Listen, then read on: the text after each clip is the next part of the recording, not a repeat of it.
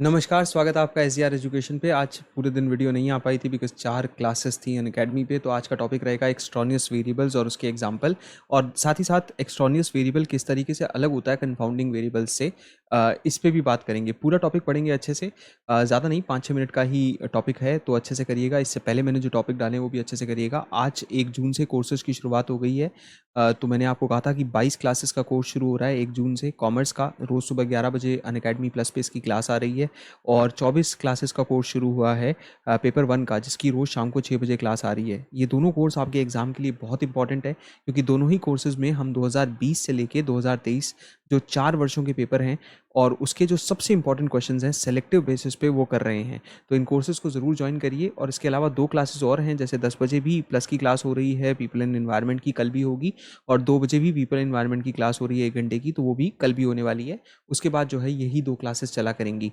और साथ ही साथ अगर आप हमारे टेलीग्राम ग्रुप ज्वाइन करते हैं तो उसमें आप लोगों को अगर कोई यूनिट इस टाइम पे पेपर में लास्ट टाइम है, तो अगर कोई यूनिट अलग से पढ़नी है तो वो भी आपको लिंक मिल जाएगा। जाइए टेलीग्राम ग्रुप के अंदर एससीआर एजुकेशन, और उसके पिन कमेंट में जाके एग्जाम रिसोर्सेज ग्रुप में देखना, वहाँ हमने सारे पीडीएफ डाल रखे हैं, कोर्सेज के लिंक डाल रखे हैं। तो अगर कोई यूनिट पेपर से पहले जस्ट आपको पढ़नी हो, रिवाइज करनी हो, तो यहाँ से कर लेना। देखिए, किसी भी एक्सट्रानियस वेरिएबल में, एक्सपेरिमेंट में जो एक्सट्रानियस वेरिएबल होता है वो वेरिएबल होता है जिसके लिए हमने अकाउंट नहीं किया था, जिसको हम इन्वेस्टिगेट नहीं कर रहे, लेकिन वो हमारी रिसर्च स्टडी पे एक असर डाल रहा है। तो जब हम ये कहते हैं ना कि अगर इसे अनकंट्रोल छोड़ दिया, तो एक्सट्रानियस वेरिएबल क्या करेगा कि हमारी कंक्लूजन्स को प्रभावित कर देता है, और जो रिलेशनशिप होती है इंडिपेंडेंट और डिपेंडेंट वेरिएबल की, उसको खराब करता है एक एक्सपेरिमेंट में। तो कई तरह के जो है रिसर्च बायसेस भी इसकी वजह से आते हैं, और सबसे ज़्यादा सिलेक्शन के बायस जो है वो पैदा करता है। आपको याद होगा, सिलेक्शन के बायस में मैंने भी आपको सर्वाइवरशिप बायस इससे पहले करवाया था, ऑब्जर्वर बायस करवाया था। उन वीडियोस को नहीं किया है तो अच्छे से करिएगा। तो जैसे मान लो हम एक रिसर्च क्वेश्चन पे काम कर रहे हैं कि क्या मेमोरी कैपेसिटी जो है वो परफॉर्मेंस पे फ़र्क डालती है। तो इसमें हम ये देखेंगे कि यार मेमोरी का फ़र्क परफॉर्मेंस पे पड़ता है नहीं पड़ता, लेकिन एक्सट्रानियस वेरिएबल अपना असर दिखा देंगे कि आप दिन के किस समय पे टेस्ट ले रहे हो, एंग्जाइटी का लेवल क्या है, स्ट्रेस कैसी है, क्योंकि उसका फ़र्क पड़ जाएगा। हकीकत में मेमोरी कैपेसिटी क्या फ़र्क डालती है परफॉर्मेंस पे, ये पता भी नहीं लगेगा। दूसरा होता है कि क्या स्लीप कम आना हमारी एबिलिटी को, ड्राइविंग एबिलिटी को इफेक्ट करता है। तो एक्सट्रानियस वेरिएबल ये हो सकता है जो हमको पता भी ना लगे, और जिस चीज़ का असर कि भाई स्लीप डिप्राइवेशन का असर आ गया ड्राइविंग एबिलिटी पे, हम ये मानेंगे, लेकिन हकीकत में वो स्लीप डिप्रिवेशन का नहीं था, road condition, year of driving experience, noise, इन सब का असर था। और उसके अलावा जैसे हम बोलते हैं कि भाई किसी भी चूहे की जो एबिलिटी होती है सीखने की, उस पे क्या लाइट कितनी डाली जा रही है इसका फ़र्क पड़ेगा।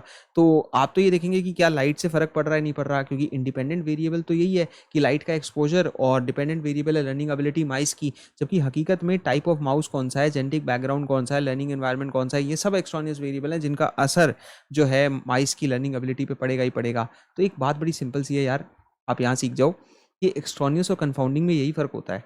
जैसे मैं जब कहता हूँ ना कि जितनी एक्सरसाइज करोगे उतना ही वज़न जो है वो कम होगा या वज़न मेंटेन रहेगा, लेकिन एक एक्सट्रानियस वेरिएबल है एज। तो एज क्या करती है, एक्सट्रानियस नहीं, एज एक कंफाउंडिंग वेरिएबल है जो दोनों पे असर डालती है। हमेशा इस एग्जांपल से मैं आपको कंफाउंडिंग वेरिएबल समझाते हुए आया हूँ। तो हमेशा ध्यान रखिएगा कि एक कंफाउंडिंग वेरिएबल का असर दोनों पे होता है, जबकि एक एक्सट्रानियस वेरिएबल का असर सिर्फ डिपेंडेंट पे होता है, जैसे उस चूहे पे होता है। समझे बात को। तो अगर कभी कोई डिफरेंस पता करने के लिए आ जाए, तो कंफाउंडिंग वेरिएबल है तो एक तरह का एक्सट्रानियस वेरिएबल ही, जो एसोसिएट करता है लेकिन दोनों से। तो आप कितनी एक्सरसाइज करोगे और कितना वजन घटेगा, ये दोनों चीज़ें, इसमें एक छुपा हुआ वेरिएबल काम करता है एज, जो कंफाउंडिंग वेरिएबल है, जो एक्सरसाइज पे भी फर्क डालेगी। कितनी एज है आपके हिसाब से एक्सरसाइज पे फर्क पड़ेगा, और वेट पे भी फर्क पड़ेगा कि उसका असर कितना हो रहा है। तो एक्सट्रानियस वेरिएबल और इसके बीच में कोई डिफरेंस पूछे तो याद रहेगा कि जो भी चीज़ इन्फ्लुएंस करती हो एक्सट्रानियस, वो होगी जो सिर्फ डिपेंडेंट को इन्फ्लुएंस करती हो, जबकि कंफाउंडिंग वो होगी जो दोनों को इफेक्ट करती है। और साथ ही साथ ये भी ध्यान रखना है कि इंडिपेंडेंट डिपेंडेंट दोनों को तो करती ही करती है, बट इटसेल्फ वो एक टाइप एक्सट्रानियस की ही है। तो कंसेप्चुअल फ्रेमवर्क में आप समझ गए। अब दूसरी चीज़ पे चलते हैं। एक्सट्रानियस वेरिएबल इतने मैटर क्यों करते हैं? देखिए, ये ना इसलिए मैटर करते हैं कि इससे इंटरनल वैलिडिटी खराब होती है किसी भी रिसर्च की, जो ऑपरेशंस वाली वैलिडिटी होती है। एक्सटर्नल तो वो होती है जिसका असर पड़ता है जब आप जनरलाइज करते हैं रिजल्ट्स को, तो एक्सटर्नल पे असर नहीं डालती, इंटरनल पे, उसके ऑपरेशन पे, उसकी प्रोसेस पे असर डालती है एक्सट्रानियस वेरिएबल वाली।